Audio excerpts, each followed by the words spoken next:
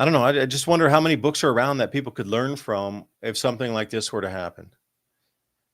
And actually put it into practice, because I made a lot of mistakes, like an enormous amount of mistakes trying to practice stuff that I thought I could just, it's got to be kind of easy. You watch video, you go, people doing that, it could be easy. It looks easy. It's not. Well, Even building a square box is not like, if you did it for the first time, it ain't going to be square. I promise you. You know what I mean? Well, you build a square box. It's a square box. So easy to do. You just cut the piece of wood and like screw them together. Box. It can't be that difficult. well, the good thing Yeah. is we're in a position right now where things do work.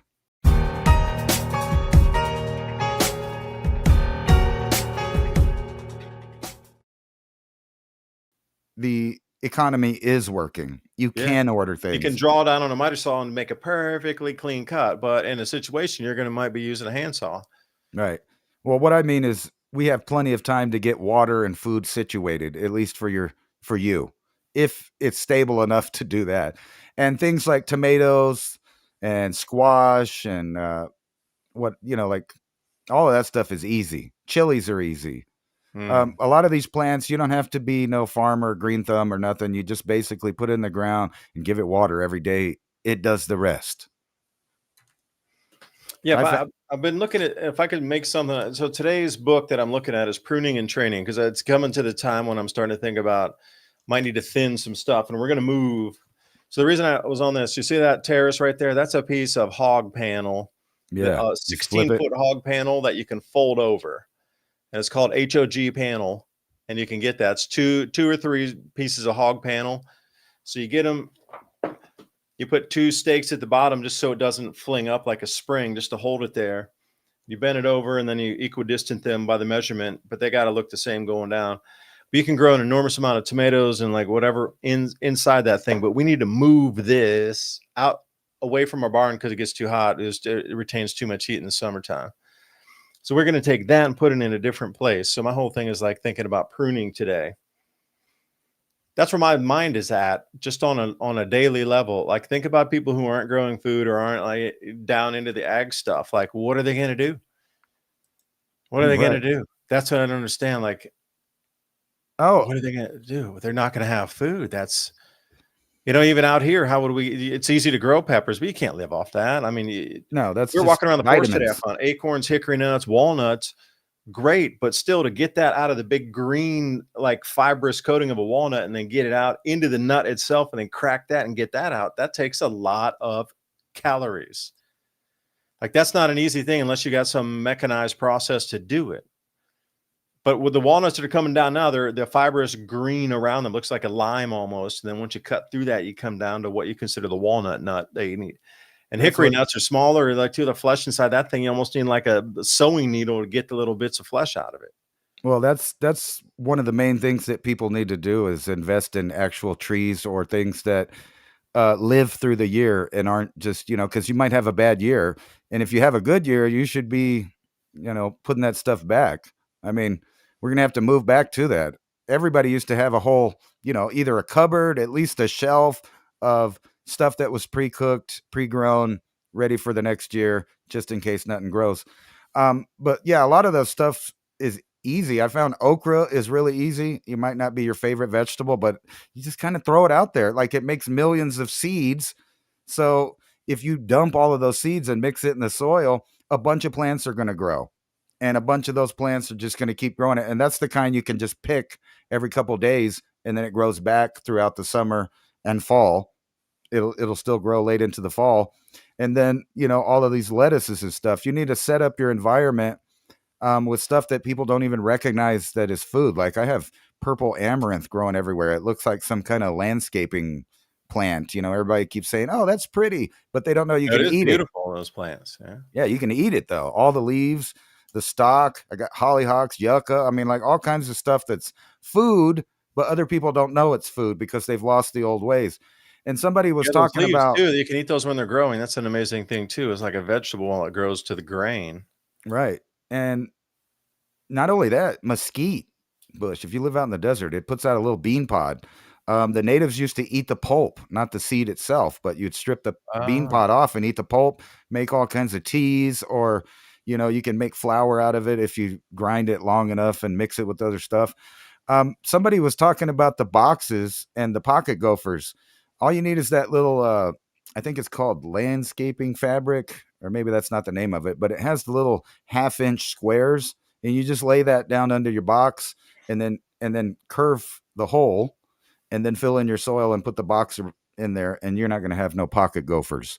Or if you live in the Southwest, um, put your garden next to a harvester ant colony, and they will not only dig up all the dead seeds that weren't going to do nothing, they will also protect you from pocket gophers and other varmints that dig tunnels, because they dig into the ants and then they turn back.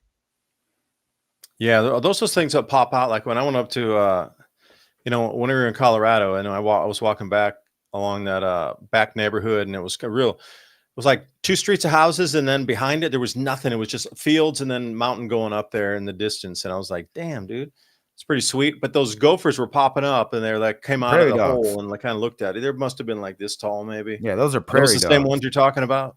No, those are prairie dogs. Pocket Prairie gophers dogs. are little Yes, they fat were. They're the most gophers. fascinating thing. I Yeah. ate a bunch of edibles because in Colorado, it's illegal there. So I was just grinding on the edibles, and here I'm walking home. Never saw one of these prairie dog things in my whole life. It's my first time live ever seeing one. So I'm just walking back, kind of a cool neighborhood, real quiet. It hadn't been super developed in that part yet of Denver. And I don't know, those things popped up out of the ground. I was like, what in the hell is that thing? Can you imagine like going to Africa for the first time? You never knew a zebra. Like you never ever knew a zebra in your whole life. You couldn't even contemplate that there was something of black and white stripes, and they dropped you in Africa, and you're like, whoa, it's a black and white like horse thing. I was the same way. This thing popped out of the ground and squeaked at me, and I was like, dude, what is that thing? Right. Well, the pocket Prairie gophers dogs. are worse. Can you because eat those things? I wouldn't recommend it. They carry a lot of disease, but Well, they do. the little pocket gophers, probably not so much. They're really just big rats like this. They're about that big, and they dig tunnels in your garden, and they eat all of your tubers and vegetables. They just eat it up. But you can put little traps, and then you have a meat source, like you said, if you really need it. I mean, if things are bad, you're not going to look down on it as much. But I would take care cleaning it and probably not eat so much of it in the summer. But that's when they're going to be available. Yeah, we have those little moles here. My dogs try to catch those moles, but they don't go too super deep down, like 6 inches, maybe max. But they're a little black thing that looks like a very small black mouse, but they'll do a lot of damage around too. And again, I was just kind of looking at different fruit pruning techniques, because we got the fruit trees, but I'm trying to think, like they grow way bigger than we wanted them to this year. So I'm like, how am I going to cut them down? Because the fruit trees we have are the peach trees are way too tall, and they've been producing a heap of fruit. But the thing is, they're so big now, they're coming into the other rows. So I need to cut them back down from probably like 20 feet tall where they are now. I need to knock them down to like 10, 12 foot.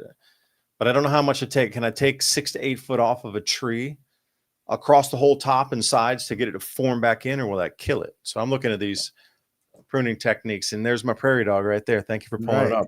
I was Great memory. I remember I saw that, and I sat there for just like the longest time watching these things. And there wasn't just one either. It wasn't like you find one. There was like there were like holes all over the place, and they kept popping up, like literally like whack-a-mole. And I was like, what See, is this these thing? guys look similar, but they're a lot smaller. Gophers, yeah. We don't have many gophers around here. I hardly ever see gophers, but These prairie guys dogs can get big. Don't you I have? never saw anything like this pop out of the hole. Like, what's that, dude? And they're back down. You guys have woodchucks over there. I don't know how much go wood up the Appalachians. how much wood could a woodchuck chuck up? A woodchuck could chuck wood. It's like the big beaver thing without the tail. I don't know.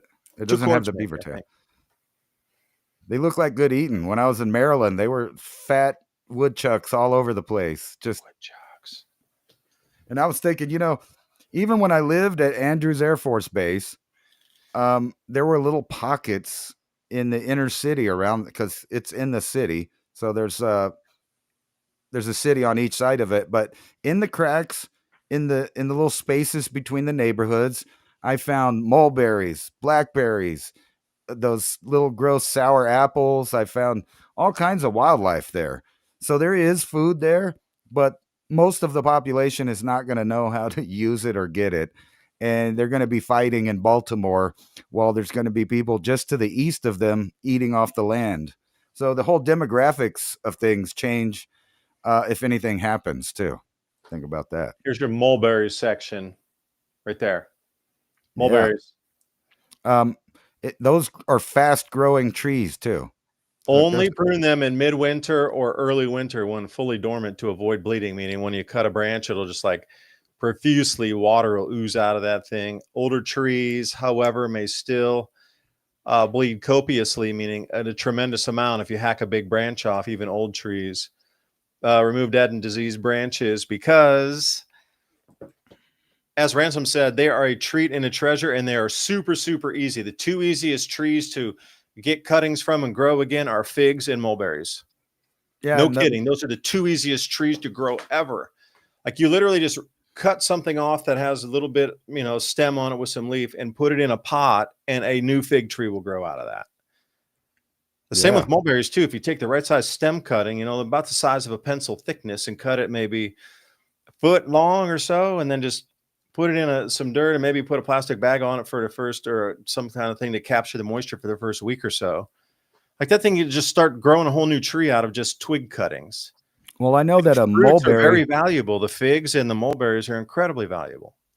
I grew a mulberry. In about 3 years, it was putting off 40, 50 pounds of berries just from letting it grow. Didn't do anything to it. I didn't trim it or nothing. And actually, the Air Force Base got mad because that wasn't one of the approved landscaping trees, so they came and cut it down. But I did have it for a good year where fruit was terrible. It was awesome. I'd go out there with the strainer and get like 5 pounds at a time. And if you go out there in the afternoon, the berries are sweet because they've been sitting in the sun producing a lot of sugar. If you kind of get them in the morning, they're more sour, or at nighttime because the sugars go back into the tree. Still tossing and turning, the modern world can really take a toll on your body's circadian rhythms, the internal clock. Curious about better sleep naturally? Check out these blueberry lemon sleep mushroom CBN gummies. Reishi, lemon balm, valerian root, full spectrum hemp extract that may support a sense of calm. Ready for a better night's sleep? Click on that link in the description box below. Hemp Lucid Blueberry Lemon Sleep Gummies. Yeah, I can't believe that they would limit you as to what you could grow on your property, especially if it was a food tree. Like on a military base, that shocks me because you're thinking like continuity of government. You would want every living thing that could produce food for a human come down to the last 5 people on the base. At least they can run to the mulberry tree, No, it's weird. Think about it that way. Like I would look at the last 3 people on the base that are still alive and go, they need a food store. Okay, there's a mulberry tree there. Go rally around the mulberry tree, Well, they have a warehouse full of food, but no, that doesn't count, man. It doesn't count. They cut it down. They stock livestock or wild livestock. So the deer and all of that stuff, they put that in there. But no, you cannot grow food at your place unless it's one of these little above ground gardens, like a little teeny thing. You can't put it in the ground. Build a box around the root or the stump. But you can have a bunch of poisonous flowers and trees that don't produce anything. And Well, most cities are like ground, that. just build a box around it and then fill in the box and go, dude, it's in a box. It's growing from the box. They won't let you do that. No, you got to.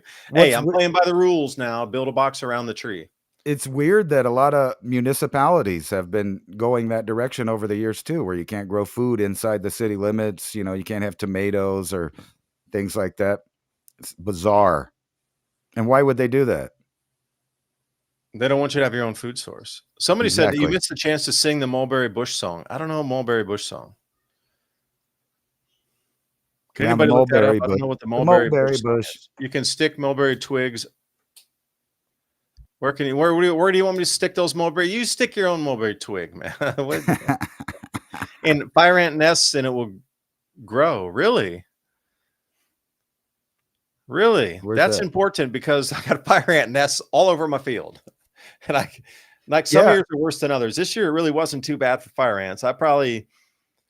Some years it's just incredible. Like the year before last, they were everywhere. It was like bizarro how, and even my brother-in-law and myself, there were 2 fire ant nests here, and there was an old timer told me this. Well, if you get fire ants and you dig them up and you throw them in each other's nests, they're all going to fight to death. Yeah. So But anyway, that is not true at all. Because my brother-in-law and myself, we had 2 shovels, and we're like, all right, let's test it.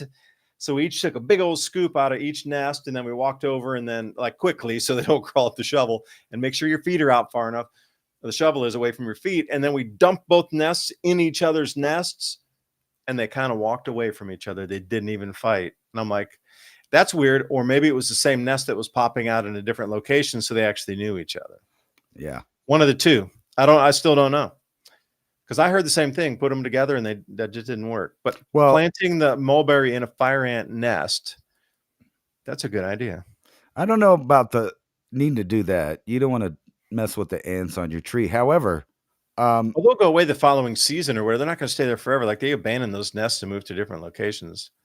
I would think you would want them next to things you were growing, though, because they eat everything, all the pests. Yeah, including you. Fire ants are not fun. Like we have harvester ants. I'm not a fan of fire ants. I really don't. I just want to get rid of them, you know. They hurt worse. They hurt worse than those kind of ants, but they're nonviolent. If you don't mess with them, they don't care about you at all. Yeah, fire ants are different. You just look at it, you sniff you, and they'll come after you over here. And ants are weird, you know. I know these are aggressive fire ants. Like I understand the ones you're talking about, like picnic ants. You know, we call those like picnic ants. They just do what you do. They don't come and bite you. They're chilling out. They're doing the thing on your blanket. But these are very aggressive, and they bite first, bite second, and bite third, and then maybe like, oh, was that something by accident later? Well, harvester ants are also called cow ants. They're like a half an inch long with these giant pincers, and they're one of the most painful bites you can get. But luckily, like I said, they're nonviolent. As long as you don't mess with them, they generally don't do anything. And ants are like good soldiers. They keep doing what the last chemical message told them to do. So if you like messed with those ants and they were on the warpath, then you throw them on some other stuff, they're in attack mode. They do the last command that they were given. That's what's funny is if you get ants in your house, like those little piss ants, you can mess with them, and the last message that they got, that's all the food or whatever they were getting is gone. They just clean themselves up. Like people are all freaking out, trying to wipe them up and kill them and everything. If you give them a reason to leave, they just leave. Like no more food. Yeah, that's the main one. That'll attract ants. The main one. Yeah, if you got to keep your place. I mean, living out in the countryside, you get to experience everything. Like dog brings a bone in the house after eating outside, like a dog bone. Okay, we didn't know it was in here. And then all of a sudden, like, where are all the ants coming from? And you follow the trail and like, damn, dog bone came in the house. And then it's like, you know, they're following it in. And then you got to wipe the oil and make sure it's super clean. And then the ants go away because there's nothing out. Like you're talking about that permethrin trail. Like I try to use star sand, which is a cleaner if you're going to do any distilling or like brewing or anything. Everybody who's doing distilling use that one. It's like when you add into the water, but that one really, really wipes it and knocks off their permethrin scent. I found it way better than anything like bleach or ammonia or anything. The star sand, you can leave it on stuff after you spray, like a lot of distillers, like I say, but it's barely toxic if at all. But for some reason, it just knocks that scent down, and once you spray it along where they were, they just never come back. Star sand. S-A-N-D. Or no, sorry, S-A-N. S-D-A-R-S-A-N. Sorry, there was a weird noise out there. There's a spacecraft behind you coming in for a landing, man. I think there's a cat war outside. It was pretty loud. No, but, we're going to have to do that. And when I say we, I mean literally everybody. The problem is the little groups that we're in are relatively small compared to the population. So there are not that many people out there doing those things. They're more worried about mowing their lawns and trimming their hedges than they are about growing something to eat in case the grocery store closes or just goes off. And you know what the grocery stores do right away when the power goes out is they destroy all their food, which is, seems kind of asinine.